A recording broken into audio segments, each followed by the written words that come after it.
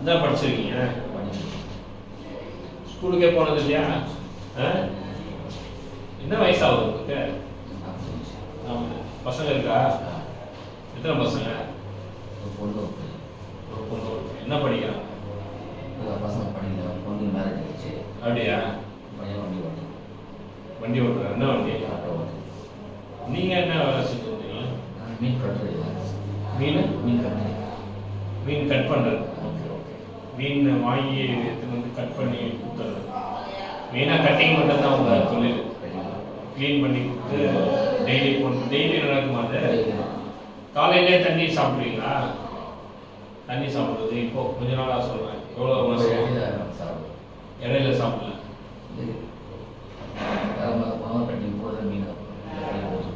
கையில் உதறணும்.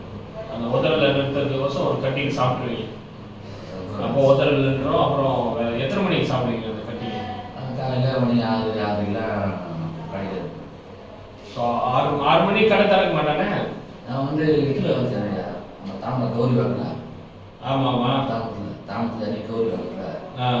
ராஜேஷ் ஸ்டாலின் சொல்லி ஸ்டாலின் நைட்டை எடுத்து வச்சுருவீங்களா அடிக்கிறதுக்கு? காலையில் டாஸ்மாக் தரணுமா? இல்லை, லாகில் வாங்கி சாப்பிட்டுட்டு வேலைக்கு போயிடுவீங்க. 6 மணிக்கு போயிட்டு எல்லாம் போய் ட்ரெஸ்லாம் மாற்றிக்கிட்டு சாப்பிட சொல்லி சாப்பிட்டா கடையில் ஸ்டார்ட் பண்ணுவீங்க. வேலையை ஸ்டார்ட் பண்ணுவீங்க. அப்புறம் மதியானம் அதில் வேலையை முடிச்சு வீட்டுக்கு சாப்பிட்டேன்.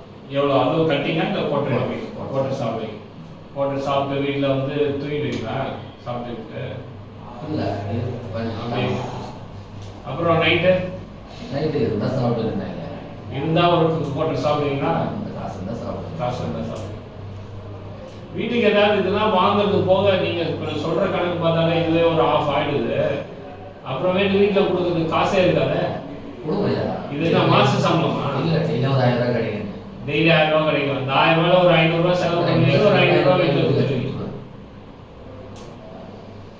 இது சரி. இது வந்து எவ்வளோ நாளாக இந்த மாதிரி ஓடிட்டு இருக்குது இந்த மீன்? ஒன்று இந்த தொழில் தான். இடையில ஆட்டோ கிட்ட ஓட்டுவேன். வண்டியெல்லாம் கிடையாது. இல்லை முடியாது. ஆனால் உங்கள் அப்பா அம்மா என்ன பண்ணியிருந்தாங்க? எல்லாம் அப்பாவும் மீன் கட்டுறது, மீன் அம்மா எல்லாமே போயிருந்தான். ஸோ அப்படியே சின்ன வயசுலேயே வேலைக்கு கூப்பிட்டு போயிட்டாங்க. வா அப்பா கூட நான் இருந்துட்டு அந்த வேலையை நான் கற்றுக்கிட்டேன். அப்பா இறந்துட்டாரு. எங்கள் அப்பா இறந்த அப்புறம் அந்த கடையை நான் பார்த்தேன். அது என்ன வயசு இருக்கும்? அது அந்த வயசு என்ன வயசு இருக்கும்? ஒரு 10-12 வயசு இருக்குமா? இல்லை, ஒரு 10 வயசு மேலே தான் இருக்கும். 10 வயசுக்கு மேலே இருக்கும். அப்பா சொல்ல 10 வயசு இருக்கும். ஸோ அப்போத்துலேருந்தே நீங்கள் அந்த ஸ்பீல்டில் இதில் போயிட்டீங்க அந்த ஃபீல்டில். அதனால படிப்பு பக்கமும் உங்கள் அப்பா எடுத்துன்னு போய் விடல. ஆனால் இந்த ஆளுக்கால் அப்பயே வந்துச்சு அவங்களுக்கு? இல்லை, இது இப்போ இடையில இடையிலன்னா எப்போ? எந்த வருஷம்? வந்து 2000 மேலே தான். ஸோ 2000க்கு மேலேன்னா ஒரு 24 வருஷமா அப்படியே கொஞ்சம் கொஞ்சமாக முதல்ல மேரேஜ் 2002. மேரேஜுக்கு அப்புறம் தான் அதுக்கு ஏதாவது காரணம் இருக்குதா? மேரேஜுக்கு அப்புறம் தண்ணி அடிச்சேன்னு? இல்லை, அதுக்கப்புறம் தான் கொஞ்சம் ஃப்ரெண்ட்ஷிப் அதிகமாச்சு, பழம் அதிகமாகிடுச்சு. அந்த இது சாப்பிடும் ரிலாக்ஸேஷன். இந்த மாதிரி ரீஹாபிலிட்டேஷன் வந்துருக்கீங்களா? ரீஹாபிலிட்டேஷனுக்கு முன்னாடி இது மாதிரி வந்துருக்கீங்களா? ரிலாக்ஸ் ஆகிருக்கீங்க அப்படின்னா ரிலாக்ஸ் ஆகிருக்கீங்க இருந்தீங்க. அங்கே எத்தனை வாட்டி அட்மிட் ஆகிருக்கீங்க? அங்கே ஒரு டைம் தான். அதுக்கு முன்னாடி எப்பயாவது? இல்லை, அது இல்லை. அது எப்போ அட்மிட் ஆகுது? எந்த வருஷம்? அதெல்லாம் ஒரு 1.5 வருஷம் முன்னாடி. 1.5 வருஷம் தான். சரி, இந்த 1.5 வருஷம் முன்னாடி அட்மிட் ஆனீங்க. எவ்வளோ நாள் இருந்தீங்க? எவ்வளோ நாள் இருந்தீங்க? ஒரு மாதம் 2 மாதம் இருந்திருப்பீங்க உள்ள ரீஹாபிலிட்டேஷன் சென்டரில்? இல்லை, குடி மறுவாழ்வு மையத்தில் எவ்வளோ நாள் இருந்திருப்பீங்க? 1 மாதம் இல்லை, எட்டு வந்துட்டாங்க.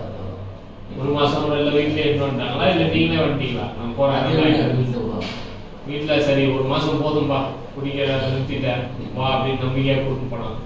அதுக்கப்புறம் போய் ஒரே நாளில் குடிச்சிட்டிங்களா? எவ்வளோ நாள் கழிச்சு குடிச்சிங்க? ஒரு 4-5 மாதம். 4-5 மாதம். அந்த 4-5 மாதம் டைமில் அந்த சப்போர்ட் குரூப்ஸ்ன்னு சொல்கிறாங்களா, ஏஏ மீட்டிங், அந்த மாதிரி ஏஏ மீட்டிங் போனீங்களா? அதெல்லாம் போயிருந்தேன். பக்கத்தில் வந்து போலீஸ் போர்ஸ் இருக்குது. அதெல்லாம் இப்போ வாரத்தில் புதன்கிழமை இருப்பாங்க. புதன் டைம் இருப்பாங்க. வாரத்துக்கு 1 நாள் தான் போவீங்க. அதுக்கப்புறம் போக மாட்டீங்க. சரி, அப்புறம் எப்போ 6 மாதம் கழிச்சு குடிச்சிங்களா? அந்த ரேயா போட்டு 4 மாதம் குடிக்காதானே. 4 மாதம் ஆயிடுச்சு, எப்படி குடிச்சிங்கன்னு கேட்குறேன். ஏதாவது காரணம் ஆச்சா, சண்டே ஆச்சா? ஏதோ ஒரு நிலத்துக்கு எடுத்துட்டு போவேன். அப்போ கொஞ்சமாக குடிச்சு பார்க்கலாம்னு நினச்சிக்கலாம். ஆனால் சொல்லியிருப்பாங்களே, இந்த ஆல்கஹால் குடி நோயின்றது கொஞ்சமாக குடிச்சோன்னா அது நம்ம குடிச்சிக்கோம் ரெண்டாவது, அதனால நம்ம உடம்பு நம்ம கொஞ்சம் கூட வாய வைக்காதீங்கன்னு சொல்லி அனுப்பிச்சிருப்பாங்களே இல்லை? ஸோ எவ்வளோ அதுதான் சொல்லுவாங்க, குடி நோயின்றது வந்து ஒரு தந்திரமானது அப்படின்னு. தந்திரமானதுன்னு என்ன அர்த்தம்? தந்திரம் பண்ணி குடிக்க வச்சிருவாங்க. உங்கள் மைண்ட் வந்து என்ன சொல்லணும்னா, நமக்கு பிரச்சனை இல்லை, இதெல்லாம் ஒன்றும் கிடையாது நமக்கு, நம்ம வந்து எப்பயும் போல குடிக்கலாம், இந்த வாட்டி கொஞ்சமாக குடிச்சிட்டு நிறுத்திக்கலாம், ஏன் காலையில் போய் கட்டிங் அடிக்கணும் அப்படின்ற ஒரு இதில் என்ன பண்ணோம், டக்குன்னு குடிக்க வச்சோம். அதனால தந்திரமானதுன்னு சொல்லுவோம். அதனால வீட்டில் வேலைக்கு அனுப்புறதில்ல, வீட்டிலே வச்சு. பட் எவ்வளோ நாள் வீட்டில் வேலையை அவங்க அப்படியே உட்காந்து நான் சோகத்தை பார்த்தேன். எவ்வளோ நாள் அப்படி உட்காந்தே இருக்கிறது? அதனால அங்கேயே 10 ரூபா சம்பாதிப்பானே, அவங்க வீட்டு பக்கத்துலேயே வியாபாரம் பண்ணாங்க வீட்டில். அவங்க பக்கத்தில் 10 ரூபா சம்பாதிப்பேன். அதனால வீட்லேயே இருந்துடலாம் அப்படின்னு நினச்சிருக்கீங்க. நிறைய பணம் காசு அதிகமாக பக்கத்தில் குடிக்கிற காசு வந்து அப்படி நினைக்காதீங்க. காசு சம்பாதிச்சு எடுத்துன்னு வந்து வீட்டுக்காரம்மா கிட்ட டெய்லி கொடுத்துருங்க. கரெக்டா? காசை ஹேண்டில் பண்ண முடியலன்னா நேராக எடுத்துன்னு வந்து வீட்டில் கொடுத்துருங்க. சாயந்தரமானா மீட்டிங் போங்க, ஒரு 7 மணிக்கு மீட்டிங் போய் உட்காந்துருங்க. சாயந்தரத்தில் எங்கேயும் வெளியே சுத்தாதுங்க. அந்த மாதிரி உங்களுக்கு நீங்களே இந்த வாட்டி நம்ம போன வாட்டி போனோம், ரிலாக்ஸ் ஆகிட்டோம். இந்த வாட்டி வந்து ரிலாக்ஸ் ஆகாமல் இருக்கிறதுக்கு என்ன பண்ண போகிறோம்னு ஒரு திட்டம் நம்மளே போட்டுக்கிட்டோன்னு வச்சுக்கோங்க. இப்படி பண்ண போகிறோம்னு வச்சுக்கிட்டா ஈஸியாக தப்பிச்சிடலாம். நம்ம பசங்க வாய் சரியில்லையா, ஒய்ஃபுக்கு பிரச்சனை கிடையாது. பசங்க என்ன பண்ணுங்க, ஏதோ பேசிடுறாங்க. என்ன பேசிடுறாங்க? அசிங்கமாக பேசிடுறாங்களா அப்பாவை?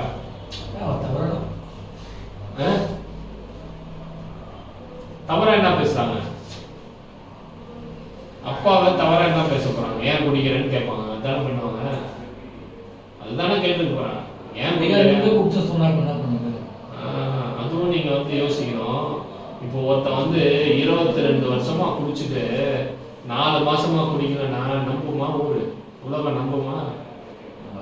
22 வருஷமா குடிச்சு சின்ன பண்ண ஆக்குனது யாரு? அவங்களா? அப்போ நீங்க என்ன பண்ணணும்னா, அவங்க நம்பிக்கை, அவங்களோட இதெல்லாம் தேவையே கிடையாது. அவங்களோட இதே தேவை கிடையாது. குடிய விடுறது யாருக்காக? உங்களுக்காக. சரிங்களா? அதை நல்லா மனசுல நிறுத்திக்கிட்டீங்கன்னா அவங்க என்ன சொன்னாலும் கோவம் வராது. நீ என்ன வேணா சொல்லிக்கப்பா, நான் இன்னைக்கு குடிச்சேன்னு நினைக்கிறேன், ஊத சொல்றியா? ஊதுறேன். ஊதுனா கூட சில நேரம் வாசனை வருதுன்னு சொல்லுவாங்க. வாசனை வந்தா பார்த்துக்கோ அப்படின்னு. ஆனா மனசுல வந்து நீங்க என்ன நினைக்கணும்னா, சரி நம்ம 20 வருஷமா குடிச்சிட்டு இருந்தோம், அந்த நம்பிக்கையெல்லாம் கெடுத்தது யாரு? நம்ம தான். அதனால அவங்க கேட்க தான் செய்வாங்க. இன்னொரு 22 வருஷம் கழிச்சு கேட்காம இருக்கிறதுக்கு வாய்ப்பு இருக்கு. இன்னொரு 22 வருஷம் கழிச்சு அப்பா குடிக்காம இருப்பாருன்றதுக்கு வாய்ப்பு இருக்குது. அவ்வளோ டைம் கொடுக்கணும்ல நீங்க. ஏன்னா இதுக்கு முன்னாடி அப்போ குடிக்காதே போகிறான், குடிச்சிட்டு வர சொல்கிறாங்க, குடிச்சிட்டு பண்ணிக்கிறான் பாரு. தவறான வாசம் பேசலாம் பண்ணால் அது மைண்டு வந்து திருப்பி குடிக்காம சொல்றது. அதுதான் சொன்னேன். இது இன்னொன்று என்ன சொல்லுவாங்கன்னா, இந்த குடி நோய் வந்து திகைப்பூட்டக்கூடியதுன்னு.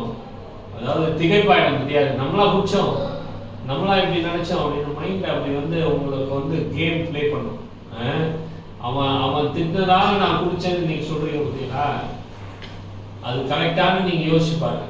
இன்னொருத்தர் என்ன திட்டினாரு, நான் அதனால அதான் பசங்களா இருக்கட்டும், ஒய்ஃபா இருக்கட்டும், கூட பிறந்தவங்களா இருக்கட்டும், ஒய்ஃபாவே இருக்கட்டும், அவங்களுக்கோசம் தான் அப்ப குடிய விட்டுருக்கீங்க. உங்களுக்கோசம் விடல,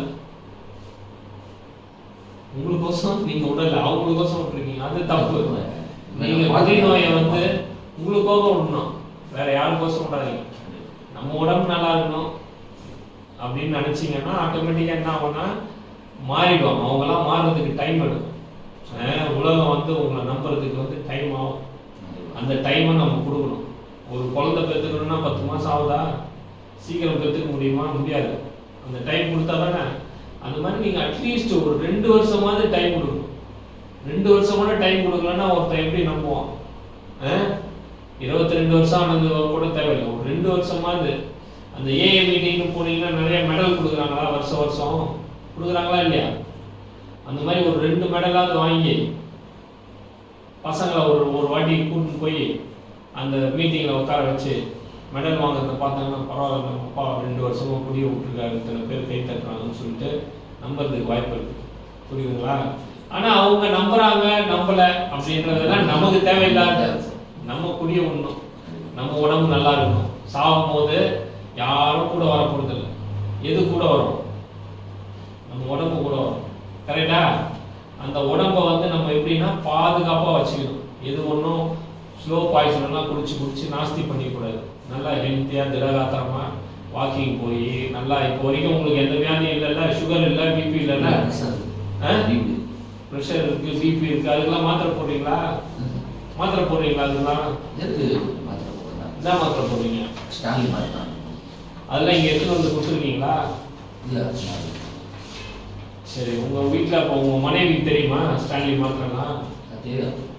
சரி, நான் ஃபோன் பண்ணி கேட்டு அதை எடுத்துட்டு வந்து கொடுக்க சொல்கிறேன். அது கண்டிப்பாக போடணுமே. சுகர் மாத்திரை, பிபி மாத்திரை எவ்வளோ நாள் போடாமல் இருக்கீங்க?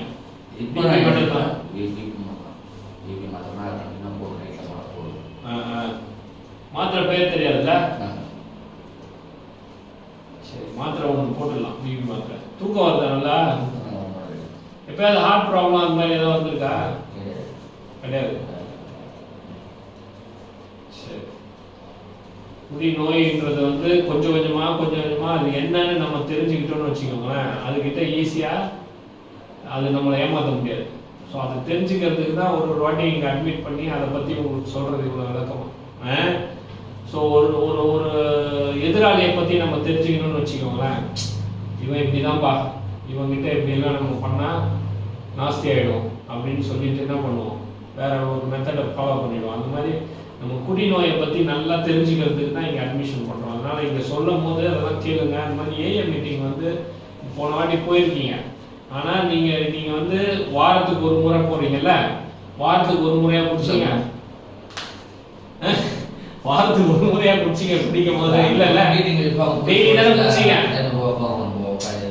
நான் சொல்கிறது கரெக்ட் தானே, வாரத்துக்கு ஒரு முறையாக குடிச்சிங்க, டெய்லி தானே குடிச்சிங்க. அப்போ டெய்லி மீட்டிங் போடுவோம் நம்ம, இனிமேட்டு டெய்லி மீட்டிங் போகும். அடுத்த முறையில் எதெல்லாம் நம்ம கரெக்ட் பண்ணணும் அப்படின்னு சொல்லி கரெக்ட் பண்ணிங்கன்னு வச்சுக்கோங்க. அடுத்த முறை இந்த மாதிரி இன்னொரு ரீஹாபிலிட்டேஷன் சென்டரில் போய் இப்போ பிரவீன், இப்போ யாரோ ஒருத்தர் நெல்சனு, அப்புறம் இன்னொருத்தர் அப்படின்னு போயினே இருக்க தேவையில்லை. இங்கேயே கட் ஆகிட்டு ஏஏ மீட்டிங் போகிறோம், வீட்டில் மனைவியோடு இருக்கிறோம், தொழிலை பார்க்குறோம், காசு எடுத்துகிட்டு போய் கொடுக்குறோம், மீட்டிங் போகிறோம், வேலைக்கு போகிறோம், இப்படின்னு ஒரு சின்ன சர்க்கிள் ஃபார்ம் பண்ணிக்கலாம். அந்த மீட்டிங் போனீங்கன்னா உங்களோட குடி நோயாளியோட இருக்கிற நண்பர்கள்லாம் விலைக்கு ஓடிடும். குடி இல்லாமல் இருக்கணுன்ற நண்பர்கள் நிறைய சேர்ந்துடும். அந்த மீட்டிங் போனீங்கன்னா குடிக்காமல் இருக்கணும்னு தானே வராங்க. அப்போ அவங்களோட நட்பு வச்சுக்கிட்டீங்கன்னு வச்சுக்கோங்க, ஈஸியாக குடியை விட்டுடலாம். ரொம்ப சுருக்கமாக சொன்னோன்னா, இப்போ நீங்கள் ஒரு மெக்கானிக் ஆகணும்னு வச்சுக்கோங்க, என்ன பண்ணணும்? கஷ்டப்படணும். ஒரு மெக்கானிக்கை பார்த்து அவர்கிட்ட போய் வேலைக்கு சேர்ந்துடணும். கரெக்டா? இப்போ உங்கள் அப்பா தொழில் தெரிஞ்சது, அந்த தொழிலில் நீங்கள் போய் சேர்ந்தீங்க, எப்படி நுணுக்கமாக பண்ணணும்னு சொல்லி கொடுத்தாரு, அதே லைனில் போயிட்டீங்க இல்லையா? அப்போ குடியை விடணும்னா என்ன பண்ணணும்? குடி நோயாளின்னு இருக்காங்கல்ல, குடியெல்லாம் விட்டவங்க இருக்காங்கல்ல, 20 வருஷம் குடியை விட்டுருப்பாங்க உங்க மாதிரி. கரெக்டா? உங்களை மாதிரியே 20 வருஷம் குடிச்சிருந்துட்டு விட்டுருப்பாங்க. அவங்க கூட போய் நம்ம சேர்ந்துக்கிட்டோம்னா ஈஸியாக விட்டுடலாம் குடியை. நம்ம தனியாக போராட தேவையில்லை. அவங்களும் நம்ம கூட சேர்ந்து ஹெல்ப் பண்ணுவோம். டெய்லி சொல்லுவாங்க, டே பையன் தான்டா அப்படின்னாடா பேசுவான், விட்றா அப்படின்வாங்க. உங்களுக்கு ஈஸியாக போயிடும். இல்லாட்டி அதையே யோசிச்சுட்டே இருப்பீங்க, ஐயோ பையன் இப்படி சொல்லிட்டான், ஒய்ஃப் இப்படி சொல்லிட்டான் அப்படின்னு சொல்லி அடுத்த நாள் போய் குடிச்சுருவீங்க. நான் சொல்றது புரியுதுங்களா? அதனால அந்த சப்போர்ட் குரூப்ஸ் அப்படின்னு சொல்லுவோம், அதுலேயும் நம்ம டச் வச்சுக்கணும். இங்கே கவுன்சிலரையும் அப்பப்போ வந்து பார்க்கணும். சரிங்களா? சில மாத்திரைகள் கொடுப்போம், டைசல்ஃபிரான் அப்படின்ற ஒரு மாத்திரை கொடுப்போம். அது நீங்களே எடுத்து போட்டு வேலைக்கு போயிடணும். அது போட்டுட்டு நீங்கள் போய் தண்ணி குடிச்சிங்கன்னா வாந்தி வரும், அப்படியே கண்ணெல்லாம் சிவப்பாயிடும், நெஞ்சு படபடன்னு ஆகிடும். அப்போ அதை போட்டுக்கிறோம் தெரிஞ்சா என்ன பண்ணுவோம் உங்கள் மனசு, இன்னைக்கு குடிக்க வேணாண்டா, நாளைக்கு பார்த்துக்கலான்னு வீட்டுக்கு வந்துடுவீங்க, அப்படியே தள்ளி போயிடும். ஸோ அந்த மாத்திரையும் தொடர்ந்து ஒரு 2 வருஷம் போனோம். இந்த மீட்டிங்கும் தொடர்ந்து 2 வருஷம் போனோம். கவுன்சிலரே அப்பப்போ மாசமோ இல்லை ஒரு 3 மாதத்துக்கு ஒரு தடவையே எப்போ வர சொல்கிறாங்களோ பார்க்கணும். இப்படியெல்லாம் பண்ணாதான் அந்த குடி நோயிலேருந்து வெளியே வர முடியும். நீங்கள் நினைக்கிற மாதிரி இப்போ ஜுரம், டைஃபாய்டு, மாத்திரை மருந்து குத்தம் சரியாச்சுன்னு பண்ண முடியும். இதை தொடர்ந்து ஒரு 2 வருஷமாவது இந்த ட்ரீட்மெண்ட்டு எங்களோட ஒத்துழைச்சிங்கன்னா நல்லா வந்துடலாம். சரிங்களா? வாங்க.